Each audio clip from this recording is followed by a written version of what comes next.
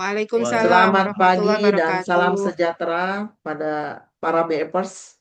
Dan pada kesempatan yang berbahagia ini, saya kembali muncul di hadapan para BFers yang sudah lama saya tidak aktif karena ada beberapa keperluan yang tidak bisa di-cancel.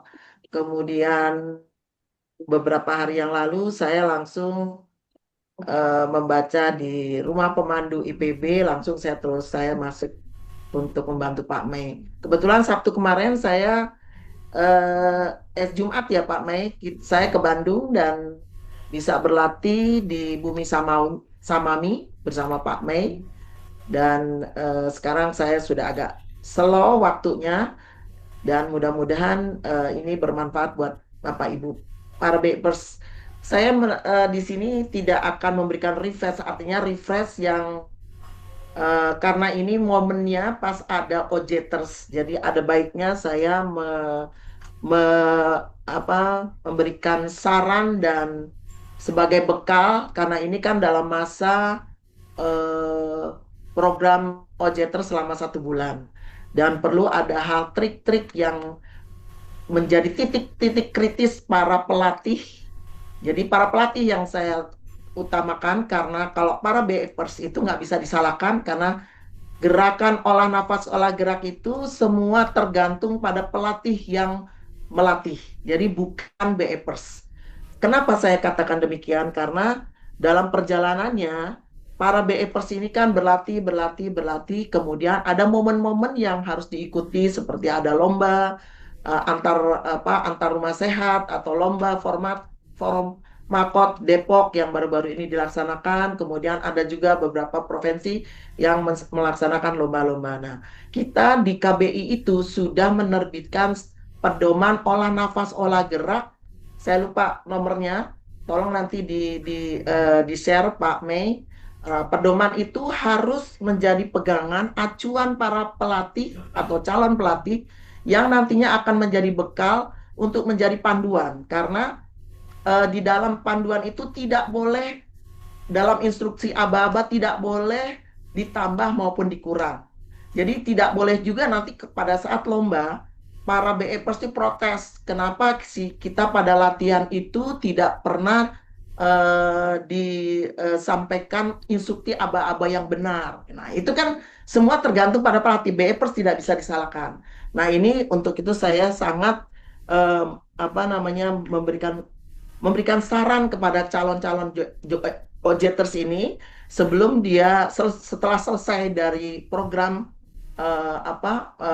OJTers selama sebulan, mohon nanti bisa dicari referensi kalau yang belum punya, copy, kemudian pelajari dan dibaca betul-betul dan bisa diterapkan pada saat selama 1 bulan ini untuk berlatih menjadi pemandu.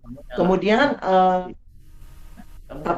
yang ketiga, saya berbagi pengalaman terkait pada titik-titik kritis yang harus betul-betul diperhatikan oleh calon pelatih dan pelatih. Pertama dari olah nafas dan olah gerak. Kita tahu bahwa teori selama kemarin mengikuti pelatihan 2 hari ya, Sabtu Minggu, pastinya semua teori sudah lengkap diterima dari LPK BEP Center of Excellence.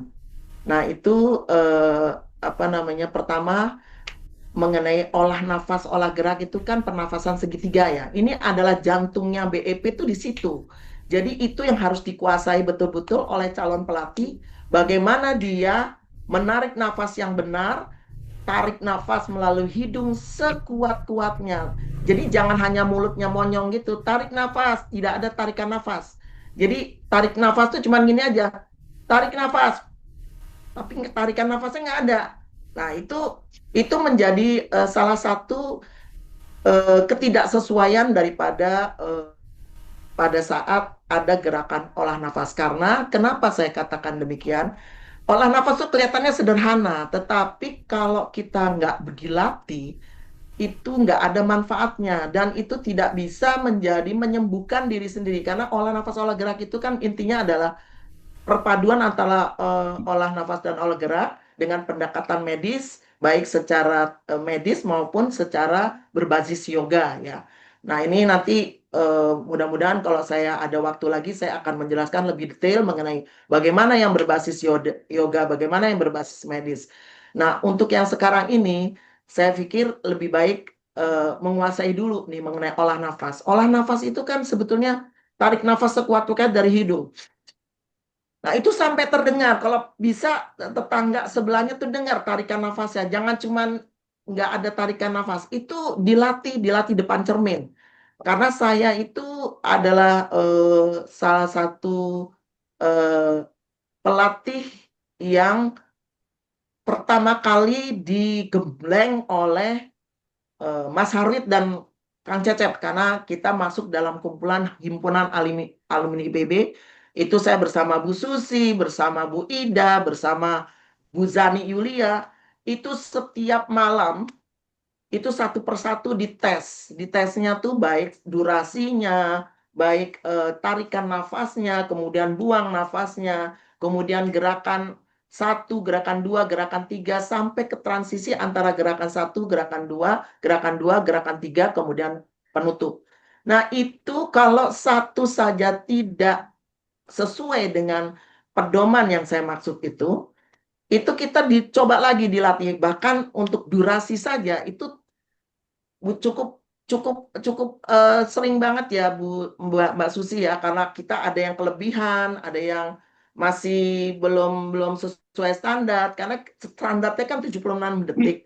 Nah, 76 detik itu kalau kita berlatih sendiri lebih dari 76 detik itu malah lebih bagus. Tetapi kita ini kan pelatih yang memberikan latihan kepada para BEPers. Jadi standar 76 detik itu supaya para BEPers bisa mengikuti standar 76 detik itu sudah menjadi standar yang harus di ini ya, diacu ya.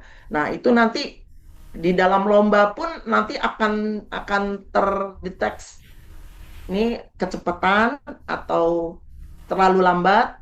Nah, itu kalau terlalu lambat itu nilainya pun tidak sesuai karena harus sesuai 76 atau deviasinya antara satu atau kurang dari satu masih bisa dikatakan sesuai dengan standar. Itu yang tarik nafas, tarik mulut diri ini terus nah kalau kita pada saat tarik nafas kenapa badan harus condong miring gitu kadang-kadang orang itu para BFers itu yang saya lihat banyak dia menarik nafas cuman tapi si badannya tidak condong 45 derajat. Nah, ini semua setiap gerakan sub-sub gerakan itu dia mempunyai manfaat terhadap kesehatan kita. Karena itu ada hubungannya energi yang masuk, yang kita hirup itu menjadi akan bertemu dengan hormon dan enzim akan menjadi adenosine trifosfat yang nantinya akan disalurkan kepada sel-sel yang eh, tidak apa yang bermasalah. Artinya di mana dia kekurangan energi dia akan mengalir karena itu kan makanannya darah. Itu satu. Yang kedua, saat tahan napas ya. Kemudian kadang-kadang tarikan nafasnya ada, pada saat tahan napas, kemudian buang nafas, mulutnya ditutup.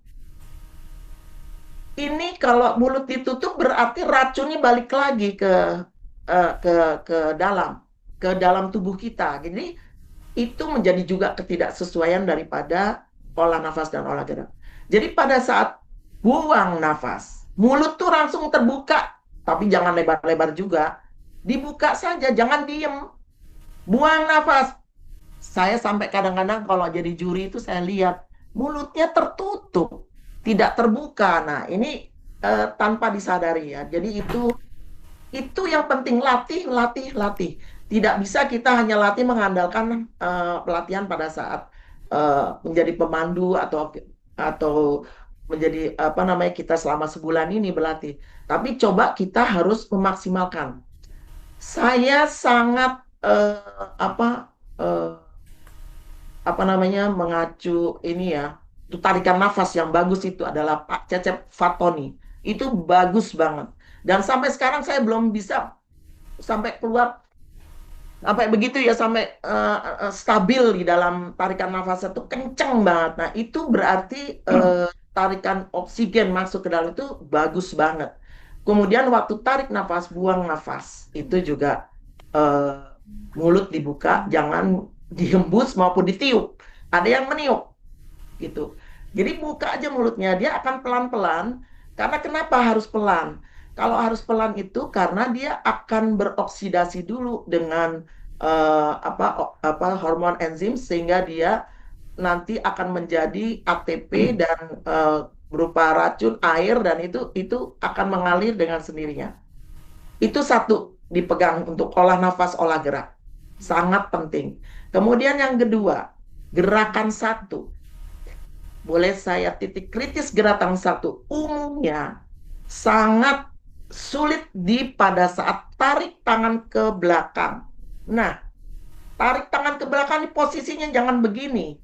Jangan juga begini.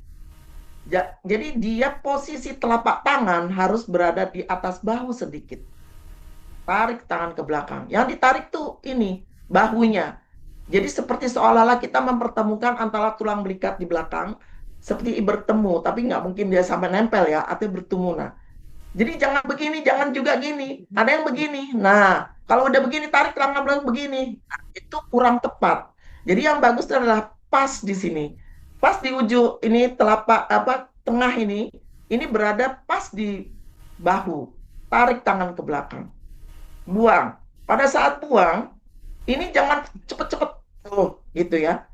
Buang itu kalau saya buang itu harus perlahan-lahan dan penuh dengan kekuatan seolah-olah kita tuh mendorong mobil di jalan raya. Itu kan dengan tenaga. Nah, begitu. Pelan, pelan, pelan, pelan sampai stop. Pada saat setelah buang nafas, kita kan ada transisi antara satu dengan dua. Pada saat transisi kedua, ini ke posisi tangan begini. Kemudian pelan-pelan nih transisi nih. Nah, transisi itu tidak boleh dia jadi di sini. Transisi tetap berada di sejajar dengan mata. Perhatikan di buku pedoman yang saya maksud. Itu di sini, jangan begini. Satu-satu. Nah, itu sudah tidak sesuai dengan pedoman. Satu-satu posisi tangan harus begini. Pada saat buang nafas, dia sejajar dengan bahu.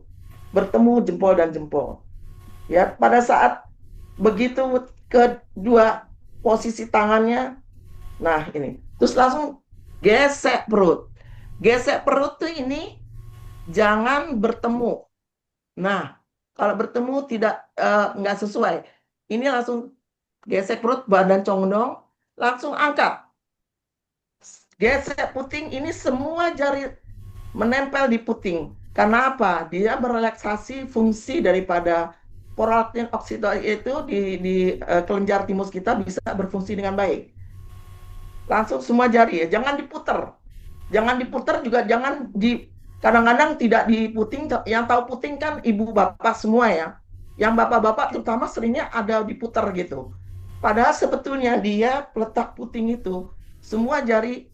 Nah, kemudian yang saya sarankan buat ada beberapa rumah sehat yang tidak menyebutkan gesek puting karena di dalam puting tuh kayaknya entahlah itu pokoknya masing-masing. Kalau pada latihan boleh, tapi begitu ikut lomba tetap harus di aba-aba gesek puting, ya. Itu yang kadang-kadang ada yang nggak menyebutkan gesek dada gitu. Terus kadang-kadang cuma gesek saja atau tidak berbunyi. Kemudian setelah itu tarik tangan ke belakang, ya kan? Terus langsung itu sudah saya ini. Sekarang tarik gerakan kedua, transisi ini. Nah, ini bawa ke sini, langsung tunduk jauh. Tunduk jauh tuh tarik. Jangan berjeda. Jadi semua itu harus mengalir. Tarik. Langsung. Nah, pada saat jawil kening, banyak yang dia nggak begitu, cuman begini aja. Sudah terbuka. Harusnya tertutup. Dicubit ini jawil keningnya seperti kita bunyinya. Nah, pada saat setelah tercubit, ambil dia langsung bawa gesek perut. Jadi jangan jawil kening, terus jauh gitu, lemparannya jauh. Cukup jawil kening, gesek perut, gesek puting, tarik ke belakang, buang. Buang pun pada gerakan kedua harus sejajar dengan bahu.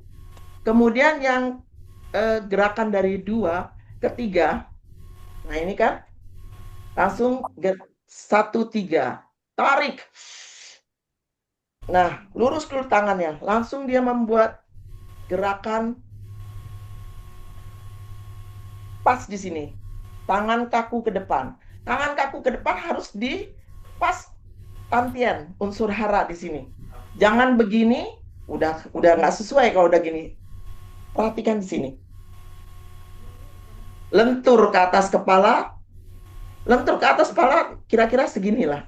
Sepenggal itu ya. Terus ke atas kepala. Perut. Ada yang begini. Jadi dia nggak mudar. Ini kan bunda nih aura loh, aura kita nih. Nah, terus ada yang cuman begini aja, dibengkokin. Jadi ini dipatahkan. Ini udah salah kalau. Jadi bentuk bulat seperti kita bulat telur gitu loh. Terus mulai mengecil. Nah, hidung, perut, dagu, gesek perut, kembali ini. Gesek puting, tarik tangan ke belakang, buang ke atas. Buang ke atas juga seperti kita mendorong mobil di ketinggian gitu. Jadi kalau nanjak mobilnya, kita dorong mobilnya kan berat banget. Nah, pada saat itu udah buang, kita menuju ke 1-1. Ini transisi dari 3 ke 1. Nah, turunin pelan-pelan. Stop di sini, pas sejajar dengan mata. Kadang-kadang lupa ya, terus di sini. Nah, itu titik-titik kritis yang perlu diperhatikan dan kuasai petunjuk dari pedoman KBI, olah nafas, olah gerak, bioenergy power. Kemudian pada saat penutup terakhir, gerakan penutup ini kan lurus. Tarik, buang. Yang bergerak hanya telapak tangan. Udah selesai. Tapi ada yang begini, caranya diputar-putar gitu loh, ya. Jadi itu sebetulnya sederhana, melepas si energi itu tidak lepas, tapi kita tutup, buang, selesai. Itu beberapa yang perlu diperhatikan, terutama olah nafas, olah gerak yang benar, kemudian pada saat buang nafas jangan buru-buru, perhatikan pelan-pelan. Jangan kalau di saya tuh selalu zikir ya, dengan zikir subhanallah walhamdulillah wala ilaha illallah wallahu akbar, itu pas banget. Jadi itu beberapa tips-tips yang perlu diperhatikan oleh calon-calon Bu. Ini ya sekarang kan Bu siapa ini? Bu Triasih ya. Bu Triasih, kemudian Bu Liki Utami ya. Itu tolong ini di Al Ifan kan ada Mas Fidel dan segala macam. Latih, kita tidak hanya mengandalkan berlatih di rumah sehat, tetapi di rumah pun kita lihat di cermin. Sudah benar belum nih tarikan nafas saya? Jangan tarik nafas, cuma mulutnya aja. Itu udah, saya bisa melihat orang itu jadi pemandu. Waktu itu saya ingat di BSD itu jadi pemandu, walaupun dia pelatih, tapi saya ngelihat dia nggak ngambil nafas. Ya kalau nggak ngambil nafas dengan posisi berdiri ya, Mas Harit aja 3 seri aja sudah peluhnya udah luar biasa. Kalau dia nggak ngambil nafas, dia nggak akan ada keringat. Jadi itu dasarnya di situ. Menjadi menyembuhkan diri sendiri dengan tarikan nafas yang benar dan sesuai dengan panduan kita. Jadi tolong itu kalau yang belum punya minta di copy atau nanti minta kepada pelatih-pelatih senior, tolong di copy di rumah sehatnya masing-masing. Jadi para pelatih bisa mempunyai keseragaman dalam olah nafas dan olah gerak. Terima kasih dan kita mulai dengan semoga bermanfaat dan semoga sukses ya para OJTers